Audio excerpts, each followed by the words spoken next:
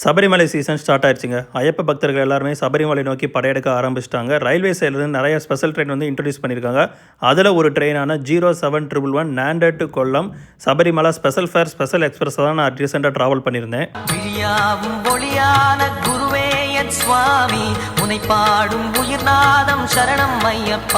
இந்த train service November 20 ஜனவரி 17 வரைக்கும் கொடுத்துருக்காங்க. வாரத்துக்கு ஒரு நாள் வியாழக்கிழமை காலையில் 10 மணிக்கு நாண்டல்லேருந்து கிளம்புற ட்ரெயின் ஹைதராபாத், காச்சிகுடா, ரேணிகுண்டா, திருப்பதி, காட்பாடி, திருவண்ணாமலை, விழுப்புரம், திருச்சி, மதுரை, ஸ்ரீவில்லிபுத்தூர், ராஜபாளையம், தென்காசி வழியாக சனிக்கிழமை அதிகாலை 3 மணிக்கு நமக்கு கொல்லம் போகுது. கம்பார்ட்மெண்ட்டை பொறுத்தவரை 2 அண்டர்சர் கம்பார்ட்மெண்ட், பேக்கில் ஒரு SLR கம்பார்ட்மெண்ட் இருக்குது. ஏசி 2 டயர் 2, ஏசி 3 டயர் வந்து 8 கோச்சும், ஸ்லீப்பர் வந்து 4 கம்பார்ட்மெண்ட் தான் கொடுத்துருக்காங்க. நான் ஸ்லீப்பர் கோச்சில் காட்பாடியிலேருந்து கொல்லம் வரைக்கும் ட்ராவல் பண்ணேன். டிக்கெட் ஃபேர் 530 ரூபா ஆச்சு. மதுரை, ராஜபாளையம், தென்காசி வழியாக சபரிமலை போகணும்னு நினைக்கிறவங்க புனலூரில் இறங்கிங்க. ஏன்னா புனலூர் ரயில்வே ஸ்டேஷனில் வந்து பம்பைக்கு வந்து நமக்கு KSRTC பஸ்ஸஸ் வந்து அவைலபிளாக இருக்கும். இந்த வீடியோ பிடிச்சா மறக்காம லைக் அண்ட் கமெண்ட் பண்ணுங்கள். சபரிமலை போகணும்னு நினைக்கிற உங்கள் ஃப்ரெண்ட்ஸ் அண்ட் ஃபேமிலிஸ்க்கு இந்த வீடியோவை ஷேர் பண்ணுங்கள். சேனலை புதுசாக பார்க்குறீங்களா தான் மறக்காமல் சப்ஸ்கிரைப் பண்ணிட்டு பாருங்கள்.